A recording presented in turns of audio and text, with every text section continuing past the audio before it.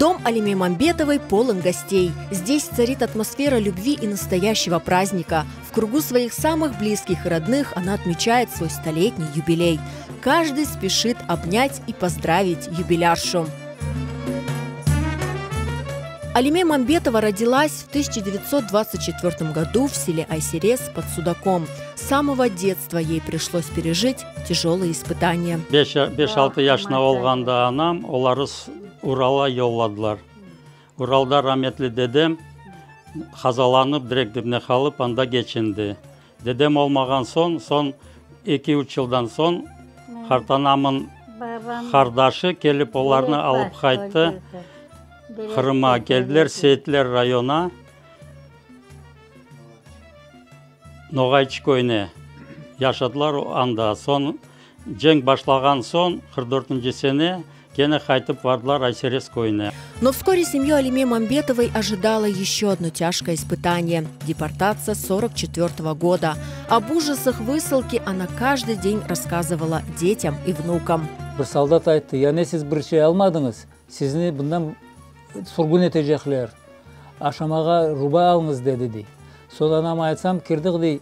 Tez onda buğday var edi. Bir çuvala, 2 çuvalga buğday doldurduk dey. Anam dey arabaya koysa askerler alıp atalar dey. Sonra çuvalını gene koydu, oturdu üstüne anam dey. Koymadı almağa çuvalını. Öyle de o buğday çuval bizni kurtardı dey açlıktan anda.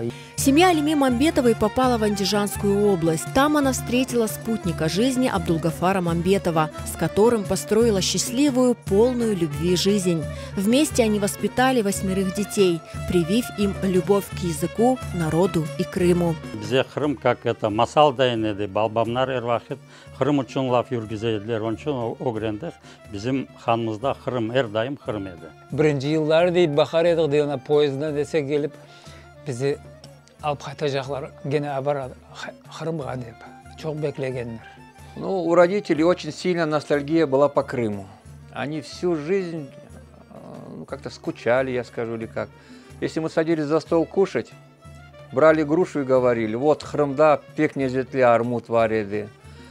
Второй что-нибудь возьмут виноград, вот Крымда облей юзумнер вареды. У них всегда была ностальгия и стремление. Первый раз в Крым я приехал в 25 лет, но я Крым представлял уже по их рассказам. В Крым Алиме и Абдулгафар Мамбетовы вместе с детьми переехали в 1988 году. Семья обосновалась в Ахмеджите. В 2016 году Абдулгафар Карбаба не стало. Вместе с Алиме Хартана они прожили счастливых 68 лет. Вместе они преодолевали сложности и стали большим примером для детей и внуков. Несмотря на возраст и здоровье, говорят они, у Алиме Бита и сегодня волевой характер. Айсересский характер, очень горячий. Хотя, с другой стороны, если бы не такой характер, наверное, было бы, может быть, и сложнее ей.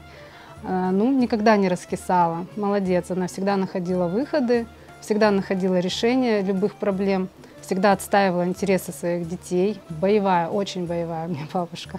Поэтому она и пряник давала, и шамар давала рядом тоже. Она пережила столько испытаний, и она для нас является примером того, как нужно выстаивать все трудности. Они столько с дедушкой вместе пережили, преодолели. У них такая большая дружная семья. И всегда находили повод пошутить, поулыбаться. Всегда находили повод быть в хорошем настроении. Всегда дом был полон гостей. Вот сколько себя помню с детства. Заман айтайды, доғыр яшайышы олмақ керек ағамдар дегені кібі. Яқшылыққа етер yok. Яқшылық яқмай тұрышыңызде. Бүтін өмір өзлері де чаресі олса, әркезге ярдымға яқшылыққа тұрышы еділер. Біздің де өле өбіреттілер.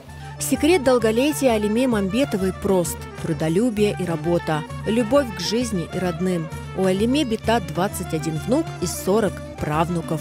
В свои 100 лет она желает лишь одного – счастья и здоровья каждому из них.